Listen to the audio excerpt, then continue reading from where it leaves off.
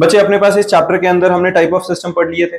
Thermodynamics के अंदर हमें पता है कि ओपन सिस्टम क्लोज सिस्टम से शुरू होते हुए फिर हमने पढ़ा था टाइप ऑफ प्रोसेस, जिसमें आइसोथर्मल, एडियाबैटिक, आइसोकोरिक और आइसोबैरिक वाला पार्ट था। उसके बाद हमने इंथैल्पी के बारे में पढ़ा था और इंथैल्पी से होते हुए हमने निकाला था कि जो इंथैल्पी चेंज होता है it is equal to QP, that is amount of heat energy at constant pressure, and enthalpy change is equal to QV, that is amount of heat energy is at constant volume. ये सब हमने कर लिया था। इनके बीच में हमने relation निकाला था, delta H is equal to delta U plus P del V. और इसी के साथ में अगर गैशियस फॉर्म में थे हमारे पास जो प्रोडक्ट और रिएक्टेंट्स है, तो हम वहां पे delta U is equal to delta N G R T कर रहे थे। डेल्टा एन जी याद है, और इसी के बेसिस पे कुछ हमारे पास जो न्यूमेरिकल्स थे वो हमने डिस्कस किए थे। आज का जो अपना टॉपिक स्टार्ट होता है वो होता है एक्सोथर्मिक और एंडोथर्मिक रिएक्शन से। पता है सबको, ये हमने 10th क्लास के अंदर भी एंडोथर्मिक एक्सोथर्मिक पढ़ा हुआ है। एंडोथर्मिक रिएक्शंस क्या होते थे? जिसमें हीट एनर्जी एब्जॉर्ब होती है। एक्सोथर्मिक क्या होता है? जिसके अंदर हीट एनर्जी रिलीज होती है ड्यूरिंग द रिएक्शन। तो exothermic reaction, the reaction, chemical reaction which proceeds with the evolution of heat energy are called exothermic reaction। इसमें हमारे पास क्या रहेगा? मान लो A plus B gives C plus D plus Q is equal to heat energy। ये क्या है? Reactants react करके product बना रहे हैं C plus D, साथ में Q amount of heat energy liberate हो रही है। तो ये जो एनर्जी है ये प्रोडक्ट्स की साइड रिलीज हुई है रिएक्शन के दौरान, तो वो क्या हुआ? एक्सोथर्मिक।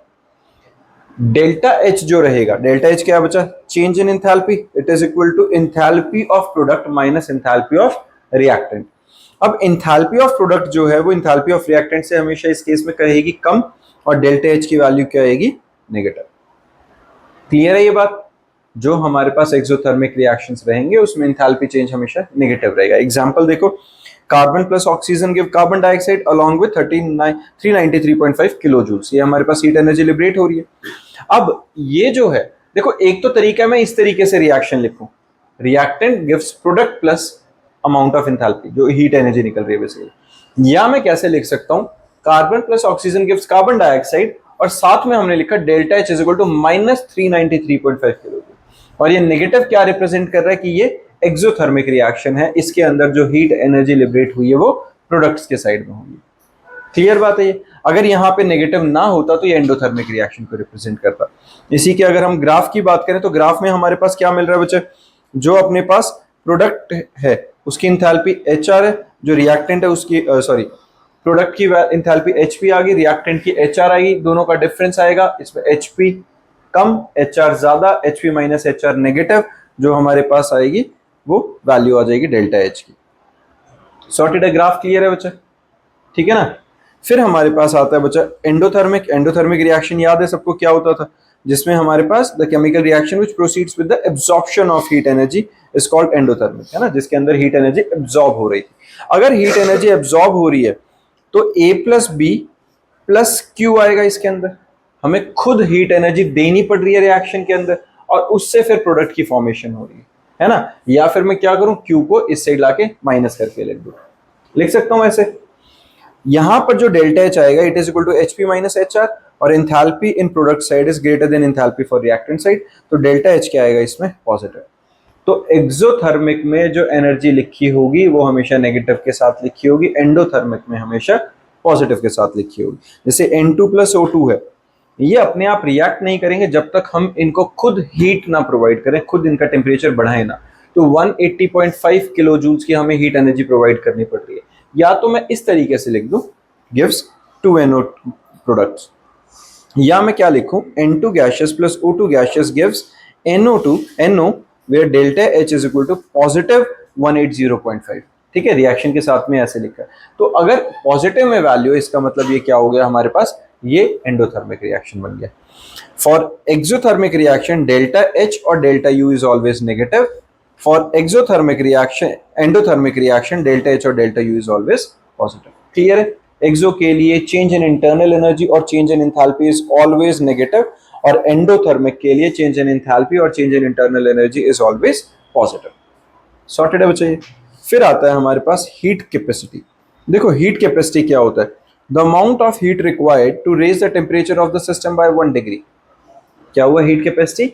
जितनी हीट एनर्जी किसी सिस्टम को हमें प्रोवाइड करनी पड़े कि उस सिस्टम की जो एनर्जी है, जो टेम्परेचर है वो 1 डिग्री बढ़ जाए। Amount of heat energy required to raise the temperature of the system by 1 degree Celsius. Clear बात है। अब सिस्टम को हो, ऑब्जेक्ट को हो, बॉडी को हो, मान लो मेरे पास ये मार्कर है, जैसे मैं इसको कितनी amount of heat energy supply करूं कि इसका जो टेम्परेचर है वो 1 डिग्री से राइज कर जाए। क्लियर है, उसको हम क्या कहते हैं बच्चा, हीट कैपेसिटी। क्लियर है। अब हीट कैपेसिटी होती क्या है, it is equal to heat energy absorbed divided by rise in temperature. Clear है। अब देखो, जितनी अमाउंट ऑफ हीट एनर्जी देते जाओगे उतना ज्यादा टेम्परेचर बढ़ता जाएगा। प्रोपोर्शनैलिटी का साइन हटाने के लिए हमने यहाँ कांस्टेंट लगा दिया C, तो Q is equal to C delta T. C की वैल्यू आई Q by delta T. Q है जूल्स में, डेल्टा टी कैल्विन्स में, तो जूल पर कैल्विन आ गई इसकी यूनिट। तो heat capacity determined eight constant volume is given by CV and heat capacity determined eight constant pressure is given by CP। Clear है। अब ये CP और CV अलग अलग रहेंगे कि नहीं, क्योंकि अगर मेरे पास सिस्टम के अंदर मैं कांस्टेंट प्रेशर रखता हूं तो कुछ जो मैं हीट एनर्जी दे रहा हूं थोड़ी बहुत वर्क डन में कन्वर्ट हो सकती है, तो मुझे ज्यादा एनर्जी में भी देनी पड़ेगी उसका टेम्परेचर बढ़ाने के लिए। लेकिन मैं कांस्टेंट वॉल्यूम पे करूंगा तो वर्क डन तो हो ही नहीं सकता, तो जितनी भी हीट दूंगा वो सारी की सारी क्या करेगी, उसका टेम्परेचर बढ़ाने में काम करेगी। तो कम अमाउंट ऑफ हीट एनर्जी दे के भी टेम्परेचर 1 डिग्री आसानी से बढ़ सकता है। तो CP और CV अलग अलग रहेंगे, लेकिन उनका रिलेशन क्या बनेगा, और उससे पहले, रिलेशन से पहले, स्पेसिफिक हीट क्या होती है। देखो, जैसे हमने अभी बात करी हीट कैपेसिटी, क्या बोला हमने, it is the amount of heat energy required to raise the temperature of a system by 1 degree, या मैंने बोला it is the amount of heat energy required to raise the temperature of a body by 1 degree Celsius. अब body का तो कोई logic ही नहीं है, body का मास नहीं बता रहे हैं, कुछ उसके रेफरेंस में तो हम बात कर ही नहीं रहे हैं, तो हम क्या कहेंगे, अगर मैं स्पेसिफिक हीट की बात कर रहा हूं तो स्पेसिफिक अमाउंट के लिए होना चाहिए, स्पेसिफिक मास के लिए होना चाहिए, है ना। स्पेसिफिक का मतलब क्या हुआ, the heat required to raise the temperature of 1 gram of substance by 1 degree Celsius और 1 degree kelvin is called specific heat capacity. और इसको हम डिनोट किससे करें, CS से। समझ में आई है। हीट कैपेसिटी किसी भी ऑब्जेक्ट के लिए थी, specific heat capacity specifically 1 gram of substance के रेफरेंस में। क्लियर है। 1 ग्राम सब्सटेंस को कितनी हीट दूं कि उसका टेम्परेचर 1 डिग्री बढ़ जाए, क्योंकि मैं जितना जितना मास चेंज करता जाऊंगा वैसे वैसे अमाउंट ऑफ हीट एनर्जी भी बदलनी पड़ेगी मुझे उसका टेम्परेचर बढ़ाने के लिए, है ना। स्पेसिफिक हीट क्या रहती है, it is equal to heat absorbed upon rise in temperature into mass of sample in grams. Clear है ये, जूल पर केल्विन पर ग्राम, ऐसा यूनिट हमारे पास स्पेसिफिक हीट कैपेसिटी की। डन है, ये बात समझ में आ गई है। फिर आता है बच्चे मोलर हीट कैपेसिटी। अब मोलर हीट कैपेसिटी क्या रहता है, the amount of heat required to raise the temperature of 1 mole of a substance by 1 degree. Molar का मतलब स्पेसिफिक, का मतलब स्पेसिफिक वेट के लिए आ गया, मोलर का मतलब 1 मोल के लिए आ गया। अब 1 मोल ऑफ सब्सटेंस के लिए मेरे को कितनी हीट देनी पड़ेगी कि उस सब्सटेंस का टेम्परेचर 1 डिग्री बढ़ जाए, that is molar heat capacity. Simple बात है ना। बाय 1 डिग्री और 1 kelvin is called molar heat capacity unit, और इसको डिनोट करेंगे CM से, and it is equal to C by N। C क्या है, heat capacity of this substance divided by number of moles, है ना। तो heat, amount of heat energy provide per unit mole की तरीके से आ गया कि नहीं, मोलर हीट कैपेसिटी। क्लियर है, किसी को दिक्कत, तो molar heat capacity is equal to heat absorb over rise in temperature into molar mass. Unit समझ में आ गई है, जूल पर केल्विन पर मोल और जूल पर डिग्री सेल्सियस पर मोल। किसी को दिक्कत इसमें, ठीक है ना। फॉर्मूलाज लिखते चलेंगे बच्चे साथ में। अब हीट सप्लाइड का फॉर्मूला क्या होगा, mass into specific heat capacity into rise in temperature. तो amount of heat energy required to raise the temperature by delta T is equal to MC delta T. Q is the amount of heat energy. It is directly proportional to mass of the substance. It is directly proportional to rise in the temperature. Proportionality का sign हटाने के लिए constant लगाया जो क्या है, CS। Clear बात है ये बेटा। एक बात समझो ना, अगर जो मैं क्या बोल रहा हूँ यहाँ पे, मैंने बोला जितनी अमाउंट ऑफ हीट एनर्जी दूंगा it is directly proportional to mass, मुझे टेम्परेचर बढ़ाना है तो ज्यादा हीट देनी पड़ेगी ज्यादा मास के लिए। It is directly proportional to rise in temperature, जितना टेम्परेचर बढ़ाना उतनी हीट ज्यादा देनी पड़ेगी। अगर मैं कंबाइन करके लिख देता हूं तो M डेल्टा टी आएगी, और प्रोपोर्शनलिटी का साइन हटाने के लिए कांस्टेंट लगाना पड़ेगा, वो मैंने CS लगा दिया जो कि स्पेसिफिक हीट कैपेसिटी है। सॉर्टेड है बच्चा, ठीक है ना। Q is equal to MC delta T. फिर है heat capacity is extensive property. Heat capacity क्या है, extensive property, but specific heat capacity and molar heat capacity are intensive. Extensive और intensive याद है ना?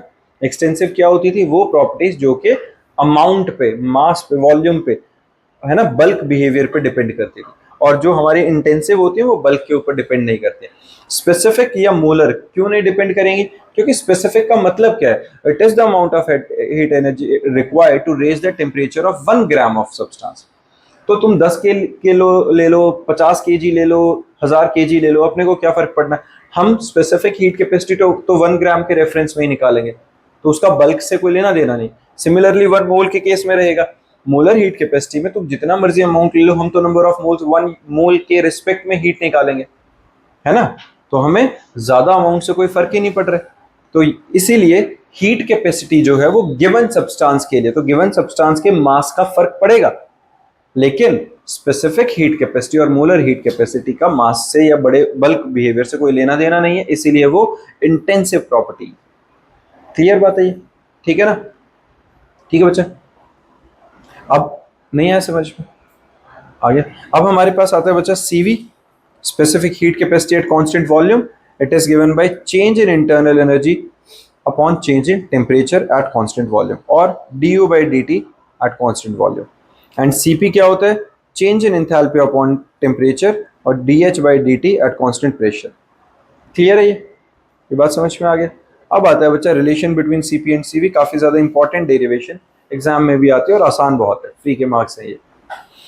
होता क्या, देखो, eight constant volume heat absorb किसके इक्वल रहेगी? Eight constant volume heat absorb को हम QV से रिप्रेजेंट करेंगे, और ये किसके इक्वल होगा? CV डेल्टा T, है ना?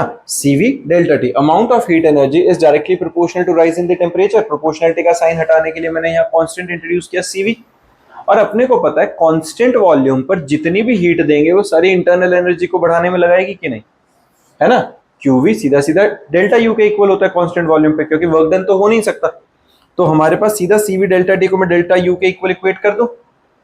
Similarly at constant pressure heat absorb को मैं QP से रिप्रेजेंट कर देता हूं, and it is directly proportional to rise in temperature. Proportionality का साइन हटाने के लिए लगाया CP, and we know that at constant pressure amount of heat energy supplied to the system is straight away equals to delta H, है ना? Change in enthalpy के equal है। अब 1 मोल ऑफ आइडल गैस के लिए delta H is equal to delta U plus P del V था, हम relation पहले डिराइव कर चुके हैं, यूज कर रहे हैं हम इसे पहले से। अब इसके अंदर डेल्टा H की जगह पे मैं डेल्टा H की वैल्यू सब्स्टिट्यूट कर दूं, क्या थी? CP delta T। Delta U की जगह पे CV डेल्टा T सब्स्टिट्यूट कर देता हूं, और P डेल V की जगह पे मैं RT सब्स्टिट्यूट कर दूं। RT क्यों? अपने पास जो गैस इक्वेशन है, standard gas equation, PV is equal to nRT होती है कि नहीं? होता है। अगर n 1 मोल ले लूं मैं तो PV is equal to RT हुआ। एट कांस्टेंट प्रेशर के हिसाब से लूं तो P del V is equal to, derivative किया मैंने दोनों साइड, डेल्टा RT हुआ कि नहीं, है ना? ये बात समझ में आई है? या मैं सीधा ऐसा करूं, डेल्टा PV मैं लिख सकता हूं ऐसे, दोनों तरफ मैंने क्या किया? डेरिवेटिव किया। तो at constant pressure P del V is equal to delta R, बाहर आ जाएगा, डेल्टा T आएगा कि नहीं? R डेल्टा T, R तो कांस्टेंट है, तो मैं इस वैल्यू से इसको रिप्लेस कर देता हूं। मैंने क्या किया? CP delta T is equal to CV delta T plus R delta T, ये लिख सकता हूं कि नहीं? किसी बच्चे को इसमें दिक्कत? क्लियर है? डेल्टा T कॉमन आके कैंसिल आउट हो जाएगा, तो CP minus CV is equal to R. This is the relation between heat capacity at constant pressure and constant volume. Clear है? तो heat capacity at constant pressure minus heat capacity at constant volume is equal to gas constant. Clear बात है बच्चा ये? ठीक है? और CP minus CV is equal to NR, N number of moles को represent करता है। Clear है? फिर आता है CP by CV is equal to gamma, where gamma is the atomicity of the gas. ठीक है? ये specific heat capacity eight constant pressure and constant volume का रेशियो गामा के इक्वल रहता है, जो कि एटॉमिसिटी ऑफ गैस के इक्वल होता है। डन है बच्चे? ये रिलेशन इंपॉर्टेंट है, एग्जाम में आ जाता है CP/CV का रिलेशन डिराइव करना, अदरवाइज भी तुम्हें आता होना चाहिए। ठीक बात? अब नेक्स्ट अपने इसके बेसिस पे कुछ न्यूमेरिकल्स हैं बच्चा, डायरेक्ट वैल्यू सब्स्टिट्यूशन है, करके देखेंगे, फिर हम इसको डिस्कस करेंगे क्लास में। अब आता है measurement of internal energy and enthalpy of a reaction. देखो, हम इंटरनल एनर्जी या इंथैल्पी ऑफ रिएक्शन कैसे कैलकुलेट करें? हमने क्या किया, the commonly employed method for the experimental determination of enthalpy of reaction is calorimetry. Calorimetry basically क्या है? एक इंस्ट्रूमेंट होता है अपने पास कैलोरीमीटर, उसकी हेल्प से हम किसी भी रिएक्शन के अंदर जो अमाउंट ऑफ हीट एनर्जी निकल रही होती है उसको क्या करते हैं? कैलकुलेट कर रहे हैं, इंथैल्पी चेंज कैलकुलेट कर रहे हैं, इंटरनल एनर्जी कैलकुलेट कर रहे हैं। करते कैसे? The apparatus used for this purpose is known as calorimeter. और सीधा सीधा क्या होता है? Heat exchange during the reaction is equal to heat capacity of the calorimeter into rise in temperature into specific heat of water. Clear है? ये क्या है? कैलोरीमीटर। पहले मैं एक बार बॉम्ब कैलोरीमीटर तुम्हें समझा देता हूं। यहां देखो, जैसे ये अपने पास बॉम्ब कैलोरीमीटर है, इसके अंदर हमने किया क्या हुआ देखो। मेन ये जो बाहर वाली आउटर बॉडी है वो इंसुलेटेड वाटर बाथ है पूरा। ये बेसिकली क्या है? ये पूरा इंसुलेटेड है कि हीट बाहर ना निकले। यहां पर एक रिएक्शन प्रोसीड करा है, सैंपल इन प्लैटिनम कप, जिसके अंदर रिएक्शन प्रोसीड किया। प्लैटिनम नॉन रिएक्टिव रहेगा और इसमें अब हमने क्या किया? इसको स्टिर किया, अंदर पानी है।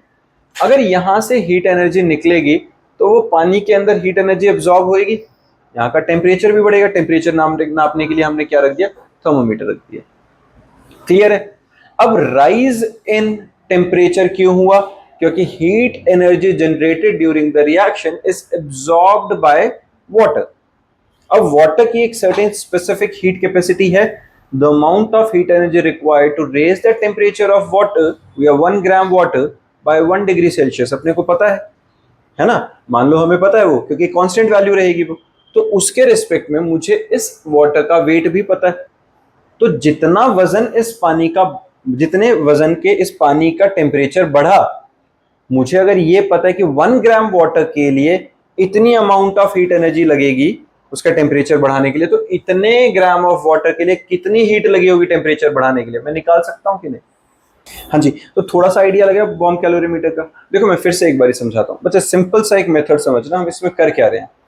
मैंने कहा कि मुझे ये पता है कि 1 ग्राम ऑफ वाटर को मैं कितनी हीट दूंगा कि उसका टेम्परेचर 1 डिग्री बढ़ जाएगा। That means specific heat capacity of water मुझे पता है। मैं स्पेसिफिक हीट कैपेसिटी के यूज करके heat capacity of given water निकाल सकता हूँ, है ना? हीट कैपेसिटी के लिए फॉर्मूला क्या लगेगा? Q is equal to mcs delta T. ये लगेगा कि नहीं? Q is equal to m, that is mass of water, into Cs into rise in temperature delta T। ये लग जाएगा। तो यहां से मुझे ये पता है कि जितना मास ऑफ वाटर अपने पास बॉम्ब कैलोरीमीटर में है उसको कितनी अमाउंट ऑफ हीट एनर्जी में सप्लाई करूं कि इतना राइज इन टेम्परेचर आ जाए। अब हमने क्या किया? हमने सब्सटेंस को जिस टाइम पे वहां रिएक्ट किया, जो अपना सैंपल था उसको जब वहां पे रिएक्ट कराया तो उससे हीट एनर्जी लिबरेट हुई।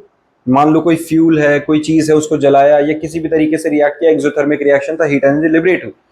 हीट एनर्जी लिबरेट होने की वजह से जो वाटर ने हीट एब्जॉर्ब करी और अपना टेम्परेचर बढ़ाया, मुझे पता चल गया, let us assume 5 degree rise हो गया। अब मुझे मान लो x जूल ऑफ हीट लग रही थी 1 डिग्री राइज कराने के लिए, तो 5 डिग्री राइज कराने के लिए 5x लग रही होगी। उससे आइडिया लग सकता है कि नहीं? तो हमें इस गिवन सैंपल से निकलने वाली अमाउंट ऑफ हीट एनर्जी मिल गई कि नहीं? 5x। ये हमारा बॉम्ब कैलोरीमीटर का सीधा सीधा फंडा है। इसका मेन प्रिंसिपल क्या होता है? Heat energy lost by the sample is exactly equals to amount of heat energy gained by the water. इस प्रिंसिपल को यूज करके हम बॉम्ब कैलोरीमीटर के हेल्प से ये निकाल लेते हैं किसी रिएक्शन के अंदर कितनी हीट एनर्जी लिबरेट होती है। सिंपल है ये, ठीक बात है। तो इसमें देखो, the calorimeter are open to atmosphere, so these measure heat changes at constant pressure, QP और डेल्टा H की फॉर्म में निकालेंगे। अब बॉम्ब कैलोरीमीटर देखो क्या होता है, heat change during a constant volume are measured by using bomb calorimeter. Normal calorimeter हमेशा कांस्टेंट प्रेशर पे निकाल रहे थे और यहाँ पे बॉम्ब कैलोरीमीटर की हेल्प से हम कांस्टेंट उस पे निकालेंगे, वॉल्यूम पे निकालेंगे। In which a steel vessel is called a bomb is immersed in a water bath. The water bath is used for ensuring no heat loss to the surrounding during the process. When the combustible substance placed in the steel bomb is burned in pure dioxazine, the evolved heat is transferred to the water present around the bomb. The temperature of the water is measured. Since the bomb calorimeter is sealed, its volume remains the same, that is delta V 0 रहेगा। and the energy change associated with the reaction are measured at constant volume and hence no work is done on or by the system. ये simple है भाई, जब पानी expand ही नहीं हो सकता, ना work done by the system होगा ना ऑन द सिस्टम होगा, जितनी भी हीट एनर्जी वाटर ने एब्जॉर्ब करी सारी की सारी इंटरनल एनर्जी को इंक्रीज करने में लगेगी, सिर्फ दैट इज टेम्परेचर को इंक्रीज करने में लगेगी, यही रहेगा, है ना। तो for the temperature change heat Q और U इज कैलकुलेटेड, तो Q is equal to mc delta T होता है, या मैं C डेल्टा T लिख लूं उसको, तो डेल्टा U क्या आएगा, C delta T m by mi, where capital M is molar mass, mi is the mass of the substance. ये क्लियर है, ये सीधा सीधा हमारे पास change in internal energy of the system का फॉर्मूला आ जाता है, क्लियर है। फिर अपने पास आता है बच्चा अब रिएक्शन इंथैल्पीज। देखो रिएक्शन इंथैल्पीज क्या होती है, इंथैल्पी चेंज अपने को समझ में आ गया था पहले भी, प्रोडक्ट्स और रिएक्टेंट्स के बीच का जो इंथैल्पी का डिफरेंस रहेगा। तो रिएक्शन इंथैल्पीज में भी the enthalpy change that is the amount of heat evolved और absorbed in a reaction when the number of moles of reactants react completely to give the product as given by the balanced chemical equation, ठीक है। delta HR that is enthalpy of reaction is equal to sum of the enthalpies of product minus sum of the enthalpies of reactant, HP minus HR is equal to delta H। Clear है ये बात, ठीक है। इसको एक numerical से समझते हैं। देखो अपने पास क्वेश्चन है red phosphorus react with liquid bromine as, हमें रिएक्शन दे रखा है 2p plus 3br2 gives 2pbr3 and enthalpy of reaction is minus 243 kilojoules, ये अपने पास given है। Calculate the enthalpy change when 10.32 gram of phosphorus react with an excess of bromine। Question समझो फिर से, फॉस्फोरस ब्रोमीन से रिएक्ट कर रहा था, अरे फॉस्फोरस ब्रोमाइड बना दिया इसने, इंथैल्पी ऑफ रिएक्शन माइनस 243 है, माइनस का मतलब एक्सोथर्मिक रिएक्शन है, हीट एनर्जी रिलीज हो रही होगी। अब इस रिएक्शन के अकॉर्डिंगली हमें पता क्या चला, 2 moles of phosphorus reacts with 3 moles of bromine. अगर क्वेश्चन में एक्सेस ऑफ ब्रोमीन गिवन है, मतलब ब्रोमीन को तो देखने की जरूरत ही नहीं, लिमिटिंग रिएजेंट हमारा 2p है ना, ब्रोमीन तो बहुत ज्यादा है तो वो तो फालतू ही रहेगी। तो फॉस्फोरस के रिस्पेक्ट में देखूं, 2 मोल्स ऑफ फॉस्फोरस रिएक्शन को कंप्लीट करते हुए 243 किलो जूल्स की हीट एनर्जी लिबरेट करते हैं। ये बात पता चल रही है अब रिएक्शन से, रिलेट कर रहे हो ना इस बात से कि हमारे पास क्या बोला है कि 2 moles of phosphorus during the reaction liberates the minus 243 kilo joules of energy, है ना। इंथैल्पी ऑफ रिएक्शन 243 2 मोल्स के लिए। इन्होंने बोला calculate the enthalpy change when 10.32 gram of phosphorus react. अब एक बात बताओ, अगर मेरे पास फॉस्फोरस का मास गिवन है, मैं उस गिवन मास से नंबर ऑफ मोल्स निकाल सकता हूँ। नंबर ऑफ मोल्स का फॉर्मूला क्या होता है, given mass by molar mass. तो यूनिटरी मेथड रह गया अब तो भाई, 2 मोल से 243 निकल रही थी, तो given mass by molar mass वाले नंबर ऑफ मोल से कितनी निकलेगी, सीधा सीधा आंसर आएगा कि नहीं, है ना। हमने क्या कहा, 2 मोल्स ऑफ फॉस्फोरस से माइनस 243 किलो जूल्स था, तो जो given mass by molar mass की वैल्यू कितनी निकली है, 0.333 मोल, तो 0.3 मोल से कितना निकलेगा, यूनिटरी मेथड सीधा सीधा x की वैल्यू निकल गई माइनस 40.46 किलो जूल्स। क्लियर है, पता चला, सीधा सीधा स्टोइचियोमेट्री है सीधी सी। अब इसके बाद है thermal equation, thermochemical equation. Basically क्या है, a thermochemical reaction, a chemical balanced equation which gives the heat change evolved or absorbed delta H during the reaction is called thermochemical reaction, जो हमने जैसे अभी ऊपर वाला एग्जांपल किया था। ऐसा रिएक्शन जो बैलेंस तो है लेकिन साथ में अमाउंट ऑफ हीट एनर्जी को भी मेंशन करेगा, चाहे इस फॉर्म में चाहे इस फॉर्म में, कि वो बताएगा कि वो एंडोथर्मिक है और एक्सोथर्मिक है ना, कि एंडोथर्मिक है या एक्सोथर्मिक है, और उसमें इंथैल्पी चेंज की वैल्यू भी साथ में देगा। ऐसे रिएक्शन को हम क्या कहते हैं, थर्मोकेमिकल रिएक्शन, ठीक है। Enthalpy of formation, enthalpy of formation, the enthalpy change or heat change when 1 mole of a substance is formed from its element in their most stable form is called enthalpy of formation। क्या हुआ, मान low carbon plus oxygen मिलके carbon dioxide बनाते हैं, तो वो carbon dioxide की formation के दौरान जो इंथैल्पी में चेंज आएगा, 1 मोल ऑफ कार्बन डाइऑक्साइड की फॉर्मेशन में जो amount of heat energy evolve या एब्जॉर्ब होगी, that is enthalpy of formation for carbon dioxide. सीधी सीधी बात है, 1 मोल ऑफ सब्सटेंस फॉर्म होते हुए जो हीट एनर्जी में या एंथैल्पी चेंज आता है उसको हम क्या कहते हैं बच्चा? Enthalpy of formation. Standard enthalpy of formation, the enthalpy change accompanying the formation of 1 mole of a compound from its element, all the substance being in their standard states, is called standard molar enthalpy of formation. Clear है? जब सारे अपनी standard states में होंगे, जैसे oxygen है तो O2 की फॉर्म में हो, हाइड्रोजन है तो H2 की फॉर्म में हो, कोई मेटल है तो अकेला सॉलिड की फॉर्म में होगा। By convention, the standard enthalpy of formation delta HF naught of an element in its standard state is arbitrarily assumed to be 0. ये याद रखेंगे, enthalpy of any of the substance in their standard state is assumed to be 0. जैसे यहां देखो, calcium carbonate gives calcium oxide plus carbon dioxide, ये अपने पास एक सीधा सा रिएक्शन है, तो इसमें एंथैल्पी ऑफ रिएक्शन क्या आएगा? Standard enthalpy of calcium oxide plus standard enthalpy of carbon dioxide minus standard enthalpy of calcium carbonate. क्या हुआ? प्रोडक्ट्स की एंथैल्पीज का सम माइनस रिएक्टेंट्स की एंथैल्पी का सम। यही होता है ना enthalpy of reaction. Enthalpy of reaction हमने क्या पढ़ा था? Sigma of enthalpies of product minus sigma of enthalpy of reactants. या ये करो कि इंडिविजुअली सीधा सीधा सरल भाषा में क्या है, इन सबकी एंथैल्पीज का सम करो प्रोडक्ट वालों का, उसमें से रिएक्टेंट्स वाली एंथैल्पी को माइनस कर दो, एंथैल्पी ऑफ रिएक्शन आ जाएगा। अब इनकी वैल्यूज अगर हमारे पास हो, डायरेक्ट वैल्यू सब्स्टिट्यूट करेंगे, सॉल्व हुआ, पॉजिटिव वैल्यू आई, मतलब ये एंडोथर्मिक रिएक्शन था। क्लियर है बच्चा? इसी के बेसिस पे ये हमारे पास एंथैल्पी ऑफ फॉर्मेशन के कुछ न्यूमेरिकल्स हैं, ये बहुत बेसिक से हैं, इजी से हैं, करके देखेंगे और फिर उसके बाद डिस्कस करेंगे इन्हें। फिर है enthalpy of combustion. Enthalpy of combustion क्या है? द एंथैल्पी चेंज और heat change when 1 mole of a substance is completely burned in excess of oxygen और air is called enthalpy of combustion. ठीक है, सीधा सा कंबशन, ऑक्सीजन के साथ जिस टाइम पे कोई चीज जलेगी, बर्न करेगी, तो उस वक्त जितनी हीट एनर्जी लिबरेट होगी उसको क्या कहेंगे? Enthalpy of combustion. Enthalpy of combustion is always negative, क्योंकि हीट एनर्जी हमेशा इवॉल्व होगी, रिलीज होगी। फिर आता है ये अपना calorific value of food and fuel. Calorific value basically क्या होती है? फूड या फ्यूल दोनों का काम क्या है? हीट एनर्जी लिबरेट करना रिएक्शन के टाइम पे। The amount of heat produced in calories और joules when 1 gram of substance food और फ्यूल इज कंप्लीटली बर्न। सीधी है ना? खाने के अंदर कैलोरीज का पता है अपने को क्या कहते हैं? उनके भी कैलोरी काउंट बहुत ज्यादा है। क्यों? क्योंकि वो एनर्जी ज्यादा लिबरेट करेगा अगर उस पूरे खाने को जलाएंगे तो। यही हुआ, फ्यूल की कैलोरी ज्यादा होनी चाहिए। क्यों? थोड़ा सा फ्यूल जले ज्यादा एनर्जी रिलीज करे, तभी हमारे लिए फायदा है। तो कैलोरी बेसिकली क्या हुई? वो जिस टाइम पे जो गिवन सब्सटेंस है, या ये लगाओ कि 1 ग्राम ऑफ सब्सटेंस को जलाएं तो कितनी हीट एनर्जी लिबरेट करेगा वो, that is its calorific value. ठीक है, क्लियर है ये? अब आता है Hess law of constant heat summation.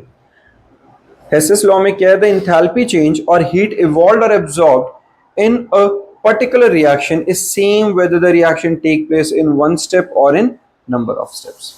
ये क्या बात हम कर रहे हैं? देखो, मान लो मेरे को वाटर को फ्रीज करना है और वाटर अभी वेपर्स की फॉर्म में है, तो मैं वेपर से पहले बनाऊंगा लिक्विड, लिक्विड से फिर बनाऊंगा सॉलिड, या मैं डायरेक्ट वेपर से सॉलिडिफाई करूं।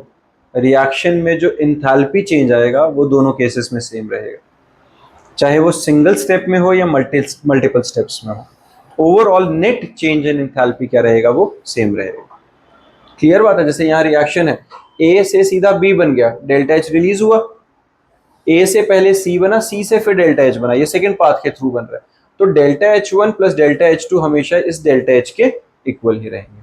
अगर वो अलग तरीके से भी रिएक्शन प्रोसीड करेगा तो भी हमारे पास जो नेट चेंज इन एंथैल्पी रहेगा वो क्या रहेगा? सेम रहता है। क्लियर है? जैसे इस एग्जांपल पे ध्यान दो, कार्बन जो है वो ऑक्सीजन से रिएक्ट करके डायरेक्ट कार्बन डाइऑक्साइड बनाता है, तो डेल्टा एच रिलीज होती है एनर्जी। कार्बन ऑक्सीजन से रिएक्ट करके पहले कार्बन मोनोऑक्साइड बनाए, कार्बन मोनोऑक्साइड फर्दर ऑक्सीजन से रिएक्ट करके कार्बन डाइऑक्साइड बने, तो यहाँ डेल्टा H1 और डेल्टा H2 का जो चेंज आया है इन दोनों का सम हमारे पास डेल्टा H के इक्वल ही होगा। डन है बच्चे? इसी के बेसिस पे हमारे पास न्यूमेरिकल है। हेस लॉ के बहुत ज़्यादा इंपॉर्टेंट न्यूमेरिकल्स हैं। अभी एक काम करते हैं, जितना भी अपना टॉपिक हुआ है हम सारे उसके न्यूमेरिकल्स अटेम्प्ट करके रखते हैं। बच्चे यहाँ पे देखो न्यूमेरिकल अपने पास है, calculate the enthalpy of formation of ethane. From the following data. यहां पर अब एक चीज नोटिस करना, ये जो हमारे पास डेटा है ना, यहां पर अब केमिस्ट्री से ज्यादा मैथ्स और लॉजिकल रीजनिंग आ जाएगी और बहुत आसान हो जाएगा सब कुछ। हमें बोला है enthalpy of formation of ethane from this data. 3 equations given है। Carbon plus oxygen gives carbon dioxide, enthalpy of reaction given है। Hydrogen plus half of oxygen gives water, enthalpy of reaction given है। और ethane plus oxygen gives carbon dioxide plus water और enthalpy of reaction given है। हमें क्या बोला गया?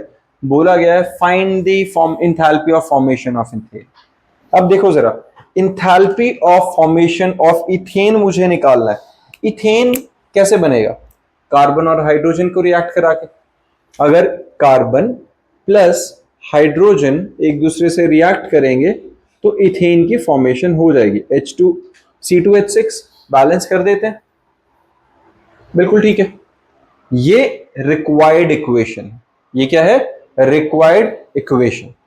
मुझे प्रोडक्ट की साइड में इथेन चाहिए है, रिएक्टेंट की साइड में कार्बन और हाइड्रोजन चाहिए, जिसके नंबर ऑफ मोल्स 2 और 3 होने चाहिए। अब अपने पास जो इक्वेशंस गिवन है, देखो मैं एक बार लिख रहा हूं, क्या क्या बचा? C plus O2 in gaseous form gives carbon dioxide, और इसकी हमारे पास एंथैल्पी ऑफ रिएक्शन कितनी गिवन है? -393.5 किलो जूल्स। ये है डेल्टा HR, ठीक है। और दूसरा हमारे पास क्या है? H2 plus half O2। देखो ये बैलेंस्ड हो तो बहुत अच्छा है, वैसे तो बैलेंस्ड होंगी ऐसी इक्वेशंस दी हुई, नहीं हो तो करते रहना साथ में। Water in liquid form, enthalpy of reaction कितना गिवन है बेटा? यहाँ पे -285.8 किलो जूल्स, ठीक है। फिर आता है अपने पास C2H6 plus 7/2 O2 gives 2 CO2 gaseous plus 3 H2O liquid। Clear है? और यहां पे इंथैल्पी ऑफ रिएक्शन कितना गिवन है बच्चा? -1560 किलो जूल्स।